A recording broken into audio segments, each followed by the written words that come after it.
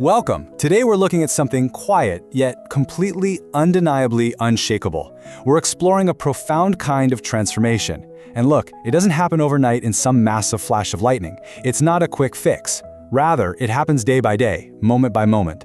We are talking about the renewed mind. Specifically, we're going to walk through 7 distinct, totally observable transformations that happen to a human being when they commit to a simple, daily reading habit. So, let me ask you this. Have you ever met someone who just seems different? And I'm not talking about their education level or their background or how much money they make. I'm talking about a person who remains entirely, almost frustratingly calm, right in the middle of absolute chaos. You know exactly what I mean. Picture them at the airport when a flight is suddenly canceled. The board is flashing red, everyone else is totally panicking, yelling at the desk agents. Or think about being in the office when a terribly harsh, sweeping email gets sent out by the boss.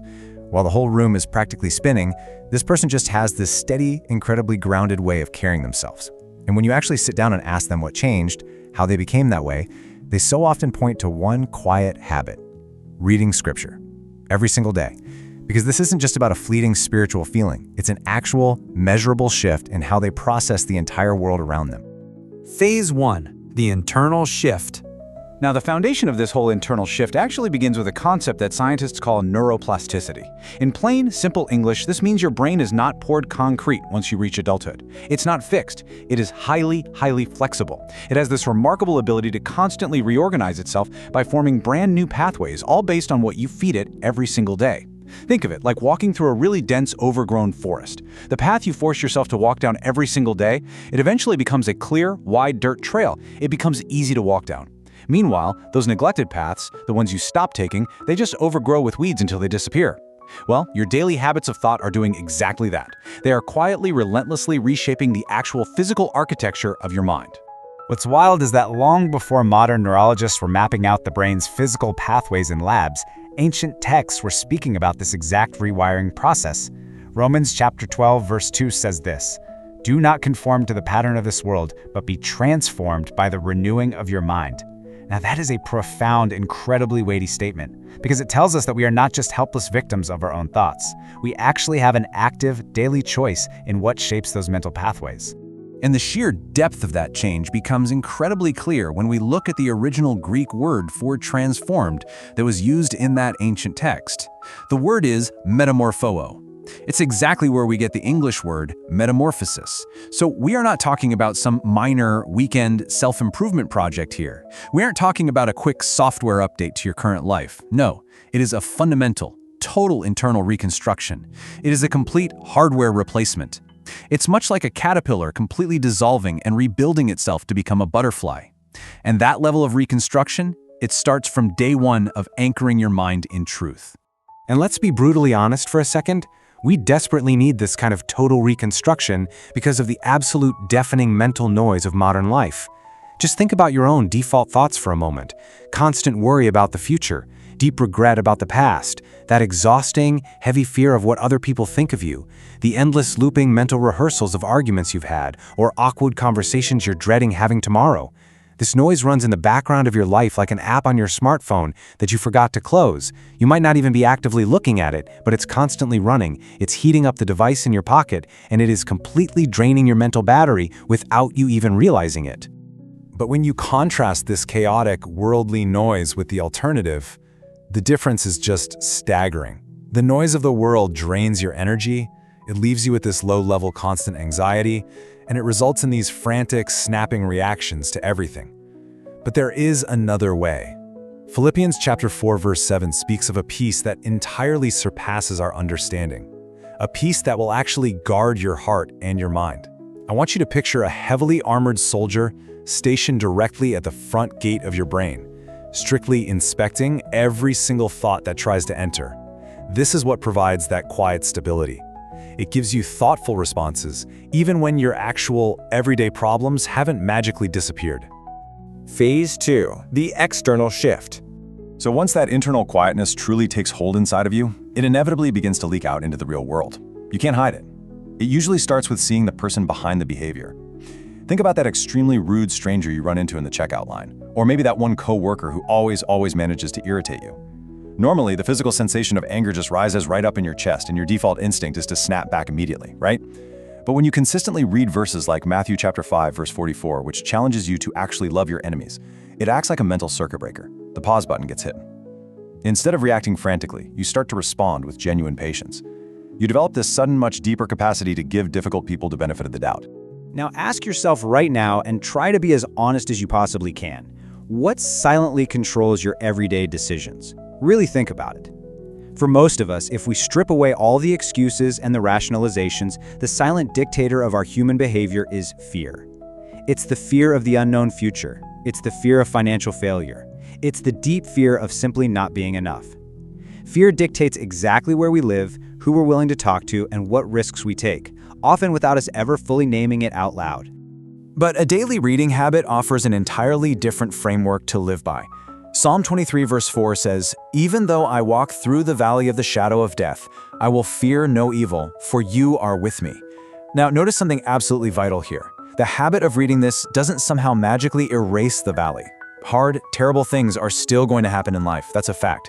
But what it does is it fills the silence of your mind with a truth that is so much larger than the threat standing in front of you. It shrinks fear's grip on your life inch by inch until fear no longer gets the privilege of making your decisions for you. And when fear is finally dragged out of the driver's seat, a brand new, highly natural chain reaction completely takes over. It begins right at the source with your daily input of wisdom. Over time, that steady, daily input naturally forms your core beliefs about how the world actually works. Those deep beliefs then establish your daily values. And finally, those values effortlessly lead you to make much wiser decisions. Proverbs chapter 3 actually promises that if you acknowledge God in all your ways, your paths will be made straight. That means feeding your mind wisdom directly impacts those ordinary, run-of-the-mill Tuesday afternoon workplace decisions. It impacts how you manage your finances, it changes how you raise your kids, it literally touches everything.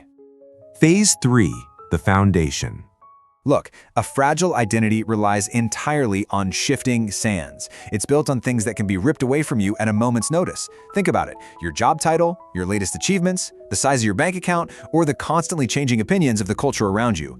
If you build your entire life there on those things, you are perpetually just one bad afternoon away from a total, devastating identity crisis. Now contrast that with a stable identity. 2 Corinthians chapter 5 verse 17 says you become a completely new creation. This is a foundation built entirely on unchanging truth. It simply does not move, no matter how violently your circumstances might shift around you. And because of that incredibly stable identity, you become incredibly hard to break. Make no mistake, life is going to test you. You will absolutely face deep grief, sudden loss, and heartbreaking disappointment. It happens to all of us. But this daily habit, it builds a vast, sturdy inner world that can actually hold that grief without collapsing under its immense weight. You might bend in the heavy winds of a storm, and you will absolutely feel the pain deeply, but you do not break. Notice the very specific word used in Isaiah chapter 40, verse 31. "But those who wait on the Lord shall renew their strength. They shall walk and not faint." The word there is renew. Real, true strength isn't some dramatic, one-time emotional event you get at a hyped-up weekend retreat. That fades. True strength is an unglamorous, completely daily top-up.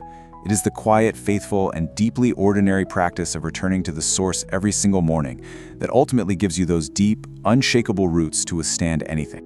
The mechanism of change. Now, you might be sitting there wondering what it actually takes to make all this happen for you in your own life. Well, the beautiful, incredibly freeing reality is that you do not need a theology degree. You don't need a massive intellect, and you certainly don't need to conjure up some highly dramatic spiritual experience. The real magic is found simply in making a daily appointment with truth. That's it. It is about actively anchoring yourself to a reality that is far, far larger than your current circumstances, just inch by inch, day by day. And over time, that quiet daily appointment changes absolutely everything about you. Starting this habit today is actually incredibly simple. Don't overcomplicate it. Step 1, pick just one single passage. Seriously, do not overwhelm yourself with some massive, intense reading plan right out of the gate. Step 2, read that one passage slowly. Take your time. Step 3, just pause for a second and ask yourself what it actually means for your real life today. And finally, step 4, commit to doing this small, simple act for just 30 days. That's it. You are simply showing up every day to build a brand new pathway in your mind.